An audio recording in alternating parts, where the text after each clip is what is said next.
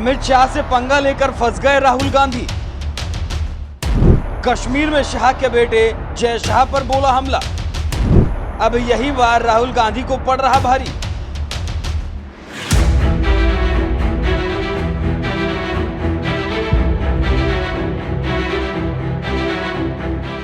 देश की राजनीति और खेल साथ साथ चलते रहे, ये कोई नई बात नहीं है। लेकिन इसके बावजूद देश के गृह मंत्री अमित शाह के बेटे जय शाह जब बीसीसीआई या फिर आईसीसी में कोई पद संभालते हैं तो देश की सबसे पुरानी पार्टी कांग्रेस जैसे बौखला जाती है। और यहाँ तक कि चुनावों में भी कांग्रेस के कद्दावर नेता राहुल गांधी इसे मुद्दा बनाने में कोई कसर नहीं छोड़ते। यही वजह है कुछ ही दिनों पहले राहुल गांधी जब कश्मीर में चुनावी रैली करने पहुंचे थे तो यहाँ भी उन्होंने जय शाह पर सवाल उठा दिया। लेकिन ये बात शायद भूल गए कि जब आप एक अंगुली किसी पर उठाते हैं तो 4 उंगली आपके तरफ होती हैं। राहुल गांधी के साथ भी कुछ यही हुआ।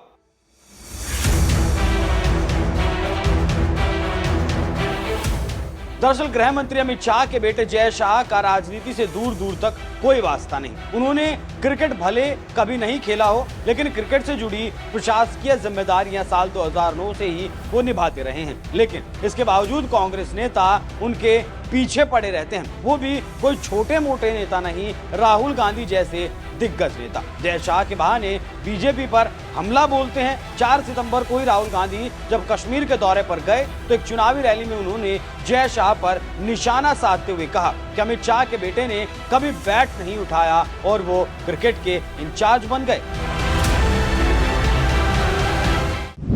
सारी की सारी चीजें, सारे के सारे बिजनेस इन 3-4 लोगों को मिलते हैं। अमित शाह के जो बेटे हैं, कभी क्रिकेट बैट नहीं उठाया, वो क्रिकेट के इंचार्ज बन गए।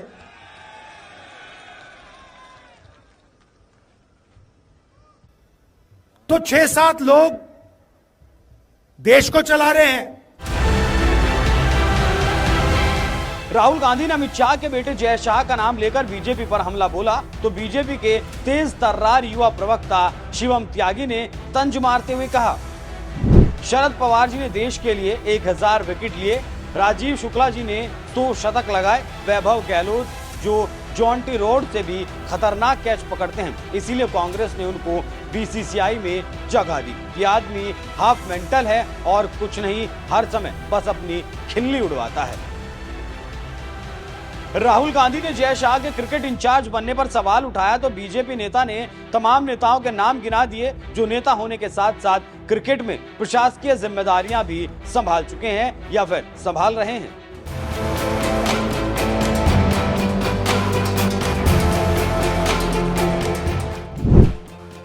एनसीपी शरद पवार गुट के अध्यक्ष शरद पवार का नाम देश के कद्दावर नेताओं में शुमार होता है, जो कांग्रेस नीत यूपीए की मनमोहन सरकार में मंत्री भी रह चुके हैं और क्रिकेट से उनका दूर दूर तक कोई वास्ता नहीं है। लेकिन इसके बावजूद साल 2005 में शरद पवार बीसीसीआई के अध्यक्ष बने और 2010 से 2012 तक आईसीसी के अध्यक्ष की जिम्मेदारी भी संभाल चुके हैं।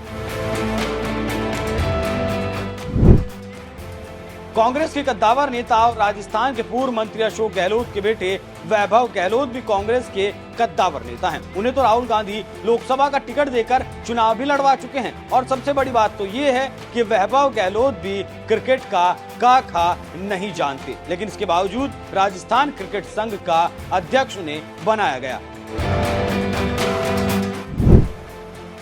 कभी पत्रकार रहे राजीव शुक्ला का नाम भी कांग्रेस के कद्दावर नेताओं में शुमार होता है। जितना उनका दखल राजनीति में होता है उससे कहीं ज्यादा भारतीय क्रिकेट बोर्ड में उनका दखल रहता है। उन्होंने भले ही कभी बैट न पकड़ा हो, लेकिन पिछले 24 सालों से बीसीसीआई में जरूर जमे हुए हैं और फिलहाल बीसीसीआई उपाध्यक्ष की जिम्मेदारी संभाल रहे हैं। कई मौके तो ऐसे आए जब खुद कांग्रेस सांसद राजीव शुक्ला ने जय शाह की तारीफ भी की। एक बयान में तो उन्होंने यहाँ तक कह दिया था, जय शाह की लोग लाख आलोचना कर लें, लेकिन जय शाह ही बीसीसीआई के लिए आईसीसी से लड़कर 39% शेयर लेकर आए। पहले तो आईसीसी 16% शेयर भी देने को तैयार नहीं था। जो शेयर आता है अरबों डॉलर का, वो कहां लगेगा जगह जगह स्टेडियम बनाने पर, खिलाड़ियों पर खेल इंफ्रास्ट्रक्चर बनाने पर हम एडमिनिस्ट्रेटर को कुछ थोड़े ही ना मिलता है। हम तो मीटिंग में जाते हैं तो हवाई जहाज का टिकट मिल जाता है, होटल मिल जाता है, चाय बिस्कुट मिल जाता है।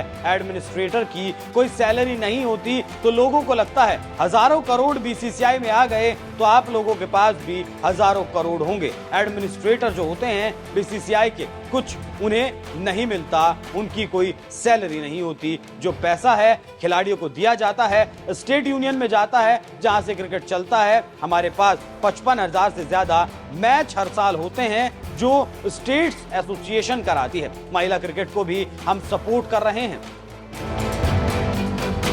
एक तरफ जहां राहुल गांधी लगातार जय शाह पर सवाल उठाते हैं तो वहीं दूसरी तरफ उन्हीं की पार्टी कद्दावर नेता राजीव शुक्ला जय शाह की तारीफ करते हैं। अब इसी बात से आप समझ सकते हैं कि जय शाह के खिलाफ राहुल गांधी का बयान कितना हकीकत है और कितना सियासी स्टंट। अपनी राय हमें कमेंट कर जरूर बताएं। नमस्कार।